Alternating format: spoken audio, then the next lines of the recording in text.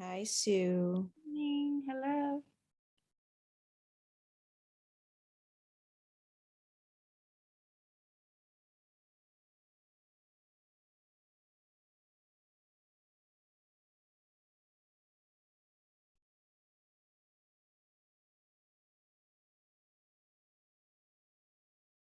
Hi, guys.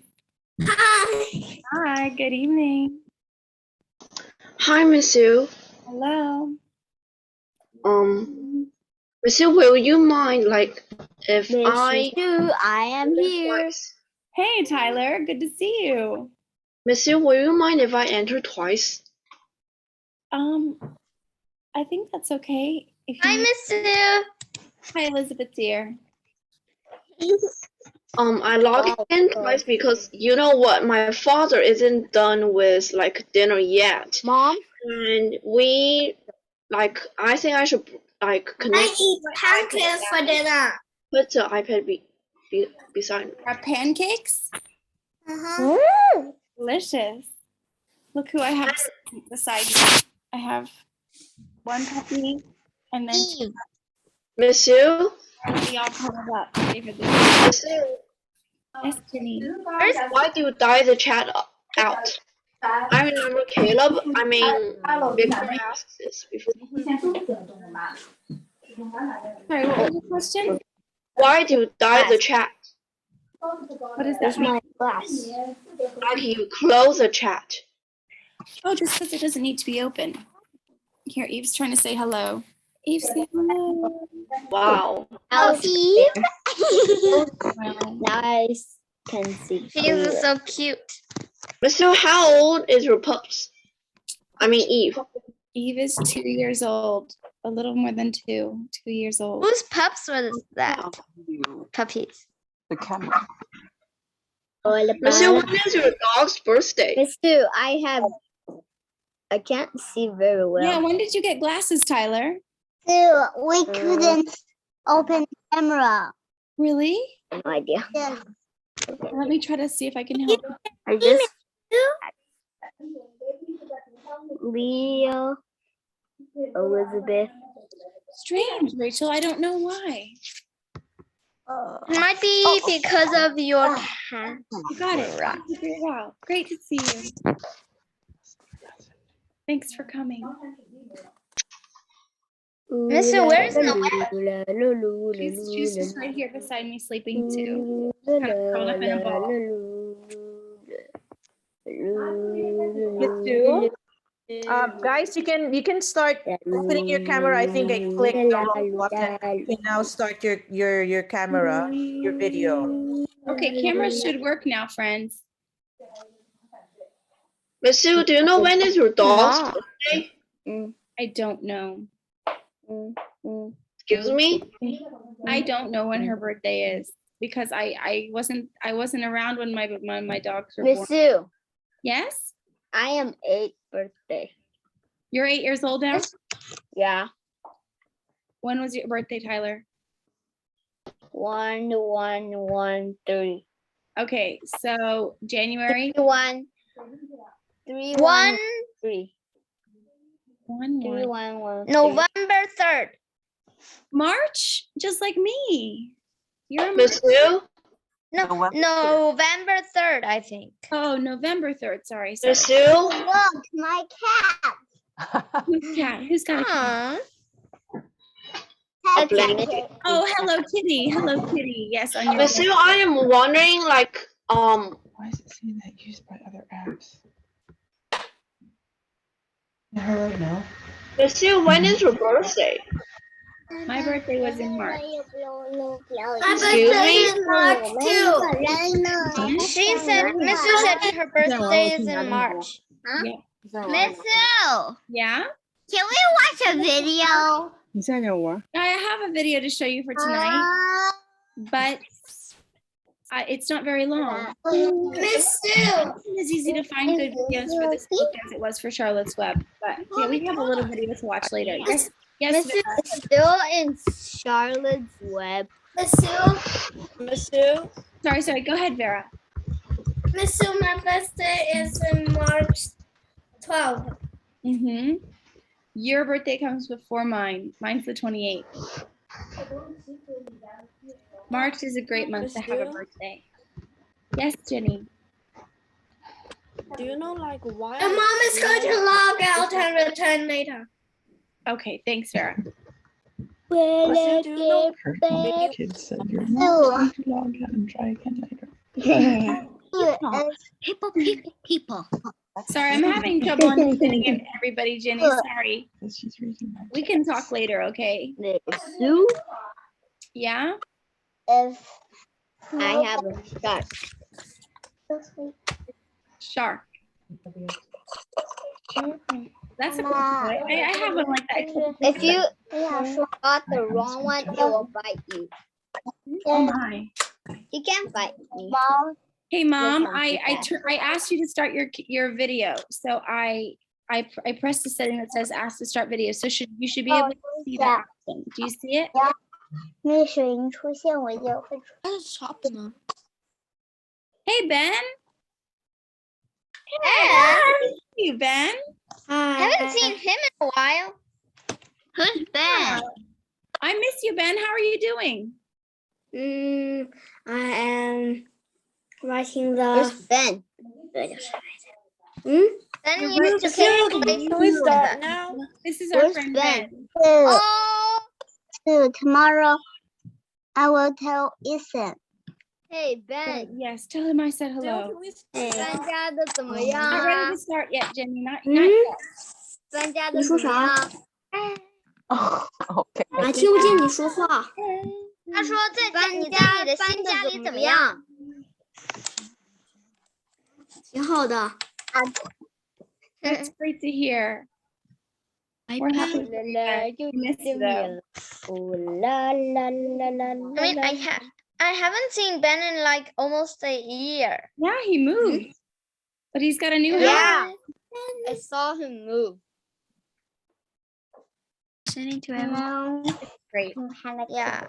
So when is your birthday? Ben, Ben, where's Ben? I will put him on the camera if I can find. What iPad is Ben? All right. But still, how old are you? I mean, when did you born? What's happening? What? Ben is Someone is spamming the chat. Okay, it's okay. I Ben stopped. is All right, I was just hoping to get my mom to be able to turn on her camera because she came to the story and she said that my niece is with her, my niece Kayla. But I think they're having a problem connecting. So we'll see. Two. Yeah. My mom said Kayla is the girl version of Caleb. Hi, Alice. Yeah, it basically is, I guess. Ben. Where's your mom? Just like Christina is a girl version of Kristen. I think she's having trouble joining. I think we better start the story, okay? Where's your mom? Let's go ahead and begin. All You right. guys are too loud. Where's your mom?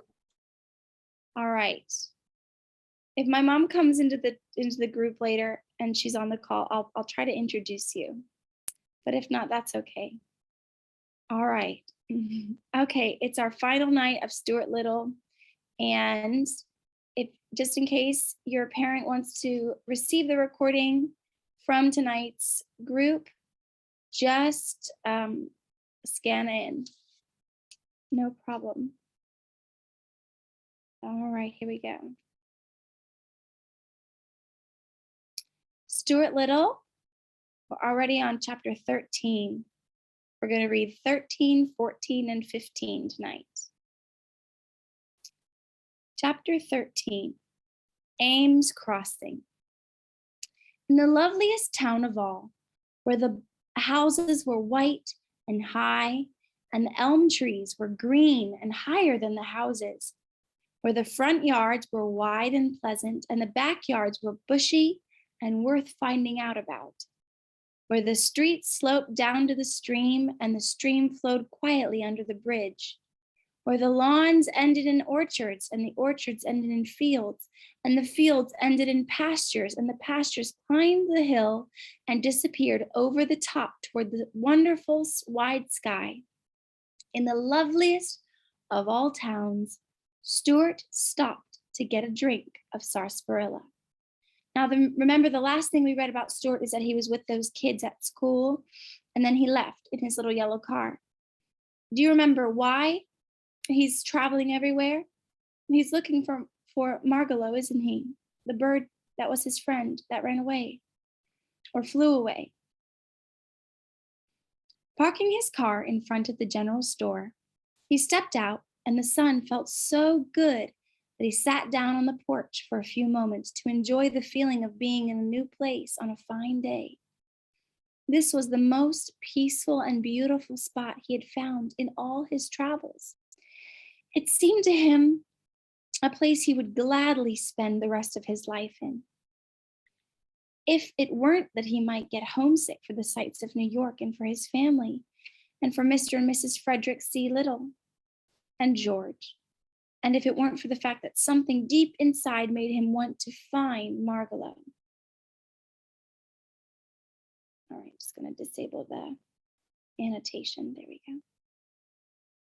After a while the storekeeper came out to smoke a cigarette, he joined Stuart on the front steps. He started to offer Stuart a cigarette, but then he noticed how small he was, so he changed his mind. "Have you any sarsaparilla in your store?" asked Stuart. "I've got a ruinous thirst." "Certainly," said the storekeeper. "Gallons of it. Sarsaparilla, root beer, birch beer, ginger ale, moxie, lemon soda, Coca-Cola, Pepsi-Cola, Dipsy-Cola, Pepsi-Cola, Popsy-Cola, and raspberry cream tonic. Anything you want." "Let me have a bottle of the sarsaparilla, please," said Stuart, "and a paper cup." Now, if you see this picture here, down below where those girls are drinking something and there's a man standing at the desk or at the counter, that's an old-fashioned store, kind of like the one that Stuart has just found, excuse me, and he's going in for a cup of soda or a bottle of soda, but he's asking for a cup. The storekeeper went back into the store and returned with the drink, opened the bottle and poured some out into the cup and set the cup down on the step below Stuart, who whipped off his cap, lay down on his stomach, and dipped up some of the cool, refreshing drink, using his cap as a dipper. Now, do you see that picture of that little girl with that very big bucket? And like it looks like a really big spoon that she's got, but that's called a dipper. And this is exactly what Stuart had to do. Because he's so small, he can't pick up the bottle to drink it. So the man poured some of the drink into a little cup for him, and then he uses his hat as a dipper. "That's very refreshing," remarked Stuart. "There's nothing like a long, cool drink in the heat of the day when you're traveling." Can you see this picture here? He's using his hat there to dip into the soda and take a drink. "Are you going far?" asked the storekeeper. "Perhaps very far," replied Stuart. "I'm looking for a bird named Margalo. You haven't sighted her, have you?" "Can't say I have," said the storekeeper. "What does she look like?" "Perfectly beautiful," replied Stuart, wiping the sarsaparilla off his lips with the corner of his sleeve. "She's a remarkable bird. Anybody would notice her. She comes from a place where there are thistles." The storekeeper looked at Stuart closely. "How tall are you?" he asked. "You mean in my stocking feet?" said Stuart. "Yes." 2 inches, nothing and a quarter, answered Stuart. "I haven't been measured recently, however. I might have shot up a bit." "You know," said the storekeeper thoughtfully, "there's somebody in this town you really ought to meet." "Who's that?"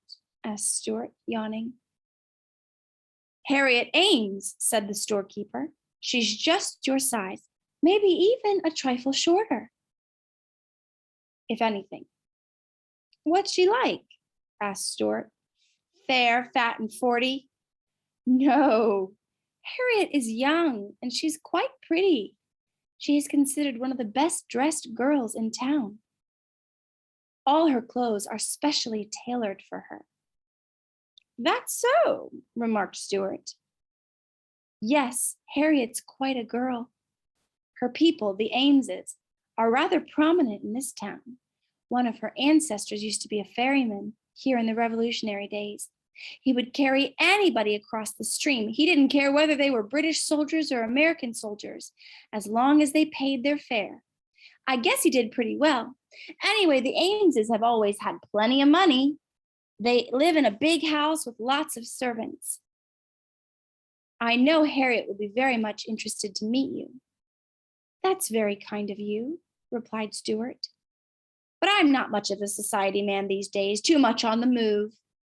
I never stay long anywhere. I blow into town and blow right out again, here today and gone tomorrow. A will o' the wisp. The highways and byways are where you'll find me, always looking for Margalo. Now see this big house here? That's a real house. That's really in the state of New York. And this could be the kind of very big house that Harriet Ames's family owns, because they're very rich. And many years ago, one of her ancestors, which would be like her grandfather's grandfather's grandfather's grandfather, he was a ferryman, which means he had the job of using like basically a boat sort of thing to take anybody across the water that wanted to go. So this man here with the long stick, he's a ferryman. You see, you can take horses and a big wagon and even lots of stuff over on your ferry. As long as they give you the money, you'll just take them across. And that was the job he had. And then he saved his money and got to be a rich man and built and has a big house for his family.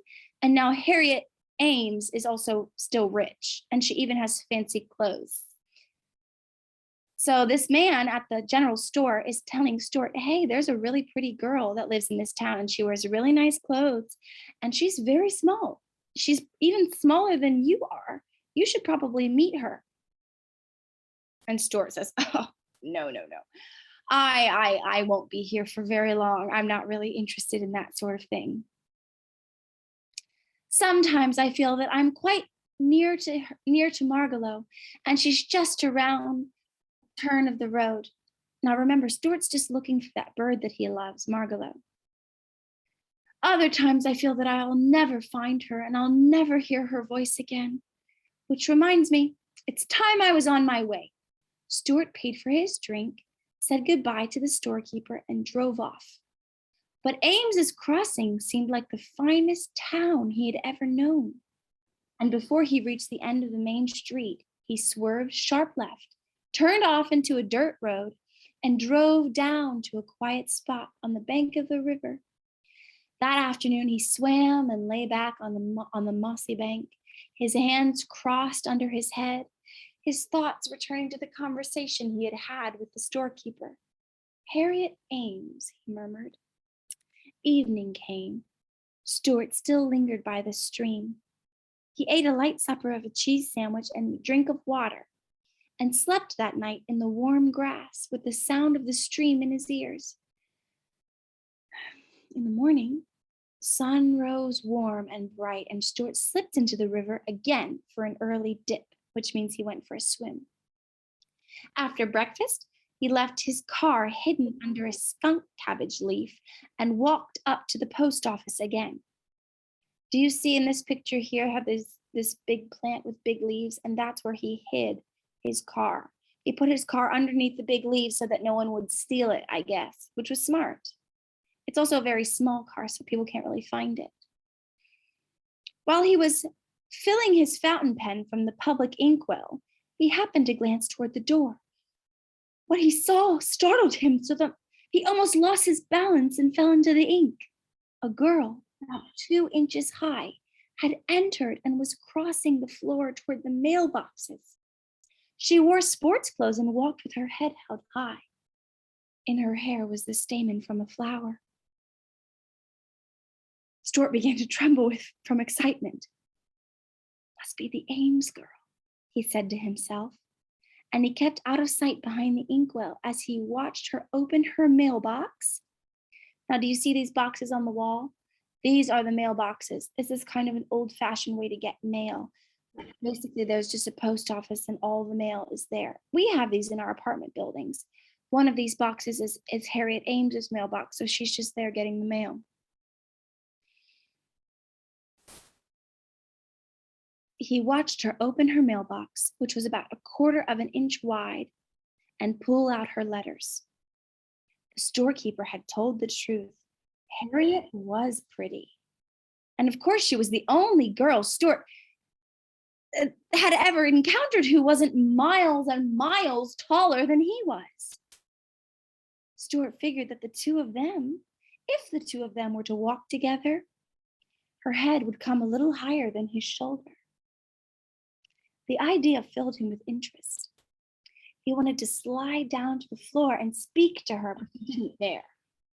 All his boldness had left him, and he stayed hidden behind the inkwell until Harriet had gone.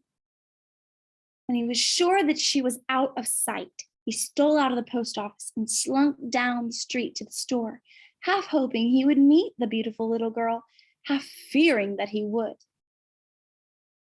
So he's feeling a little bit nervous, like he's excited. This is his first time seeing a little girl that is also small like him, but he's nervous about it because he's just feeling nervous. Have you any engraved stationery? Stuart asked the storekeeper. I'm behind on my correspondence.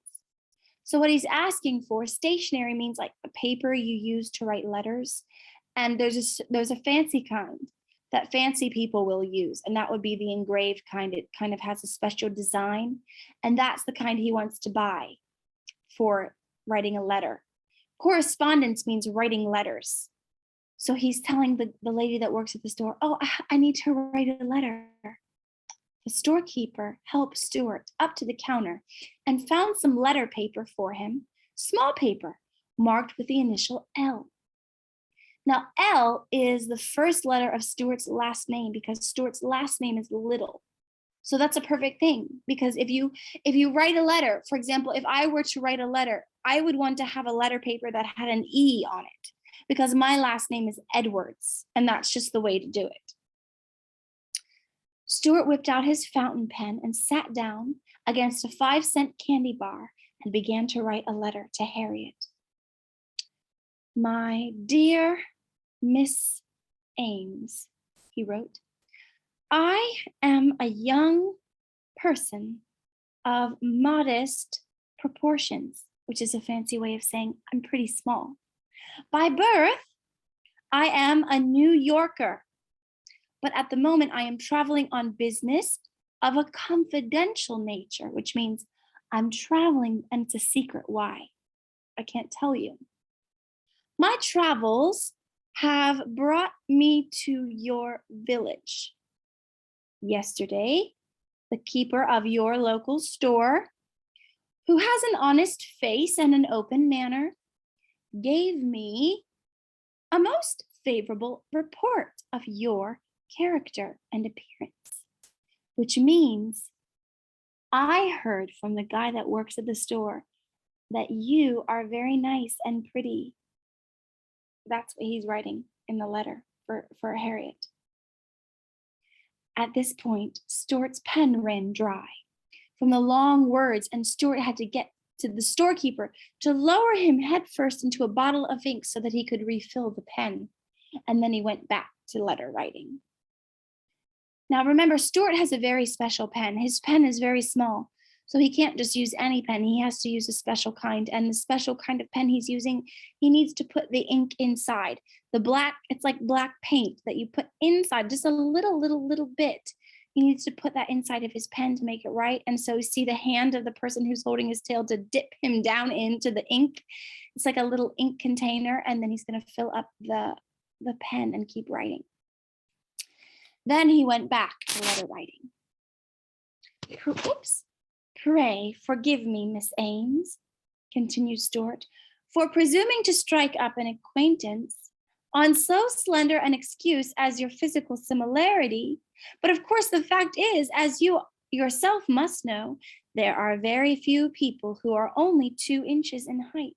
And I say 2 inches. Actually, I am somewhat taller than that.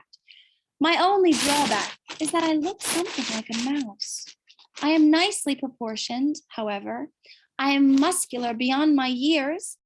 Let me be perfectly blunt. My purpose in writing this brief note is to suggest that we meet. So he's saying, look, I know this is rather weird for me to write you a letter to tell you that I want to meet you just because I heard that you're also small like me.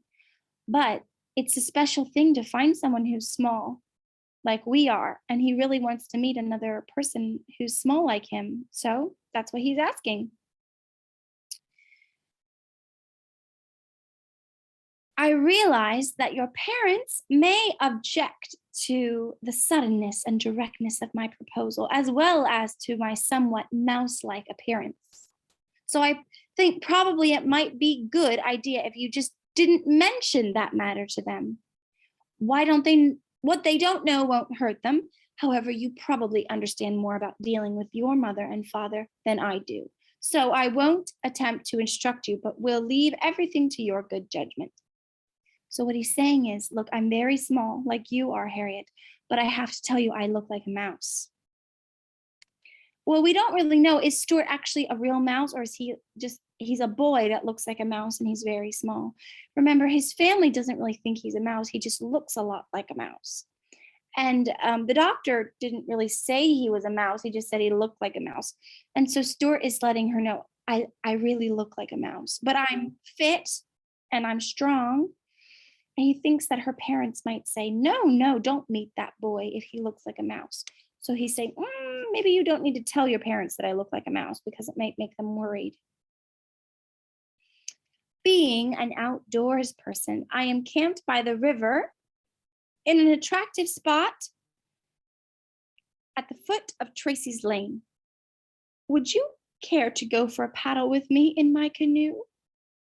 How about tomorrow afternoon towards sundown, when the petty annoyances of the day are behind us and the river seems to flow more quietly in the long shadows of the willows? These tranquil spring evenings are designed by special architects for the enjoyment of boatmen. I love the water, dear Miss Ames, and my canoe is like an old and trusted friend.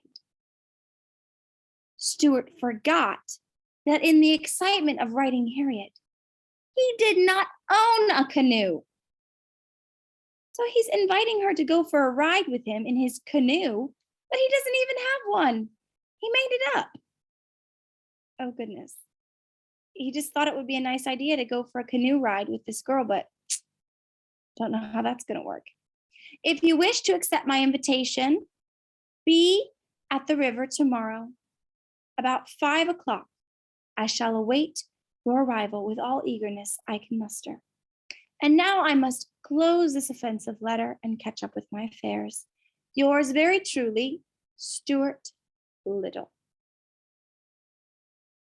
So he invited her to come and meet him at this lake for a canoe ride. But they don't have cell phones, remember, because this is an old book, 75 years old. So he's not going to know if she's really going to come. He's just going to send her a letter and then hope that she does. After Stuart had sealed his letter in an envelope, he turned to the storekeeper. Where can I get a hold of a canoe? He asked. Right here, replied the storekeeper. He walked over to his souvenir counter and took down a little birch bark canoe with the word Summer Memories stamped on the side. Stuart examined it closely. Does she leak? Asked Stuart. It's a nice canoe, replied the storekeeper, bending it gently back into shape with his fingers. It will cost you 75 cents plus a penny tax. Stuart took out his money and paid the man. Then he looked inside the canoe and noticed there were no paddles. What about paddles? He said, making his voice sound businesslike. Now, do you see this here, the picture? This is a picture of a real canoe, and this is a paddle. That's what you use to dip down into the water to push the water to make the canoe go forward, but they don't have any. And the little canoe that the person at the store is selling him is not even, it's not even a real canoe. It's like a toy, you know, it's like a fake one. But Stuart doesn't know that. He asked, is it a good one? And the man said, oh, it's good. The storekeeper hunted around among the souvenirs, but he couldn't seem to find any paddles. So he went over to the ice cream counter and came back with 2 little cardboard spoons, the kind you use for eating ice cream on picnics. See those wooden spoons there? Maybe you've had some ice cream with that kind of flat spoon. It's not really a paddle for a canoe, but you can use it like that way. These will work all right as paddles, he said. Stuart took the spoons, but he was disgusted with the looks of them. They may work out all right, said Stuart, but I would hate to meet an American Indian while I had one of these things in my hand. The storekeeper carried the canoe and paddles out in front of the store and set them down in the street. He wondered what this tiny boatman would do next, but Stuart never hesitated. Taking a piece of thread from his pocket, he lashed the pedals down to the thwarts, swung the canoe lightly up on his head, and walked off with it as calmly as though he were a Canadian guide. He was very proud of his ability with boats, and he liked to show off. So boats is apparently something that Stuart really enjoys. And Stuart even said, oh, this boat is so embarrassing for me because I know the real boating way, and I know the very professional boating way. And I learned that way because I know all about the Native Americans or the American Indians. And that is the people who lived in North America first, which is the place where Stuart lives and where he is. But the original people, they were very, very good at making things out of wood. And they would build these amazing canoes out of wood using sharp tools. And Stuart is saying, if I see a Native American when I'm using an ice cream spoon to make my canoe go, I'm going to be so embarrassed. Of course, he's not going to see a Native American, but it's just something that he's worried about. He wants to be impressive. Oops. Chapter 14, An Evening on the River. When Stuart arrived at his campsite by the river, he was tired and hot. He put the canoe in the water and was sorry to see that it leaked badly. The birch bark at the stern was held together by a lacing, and the water came in through the seam. In a few seconds, the canoe was half full of water. "Darn it," said Stuart, "I've been swindled," which means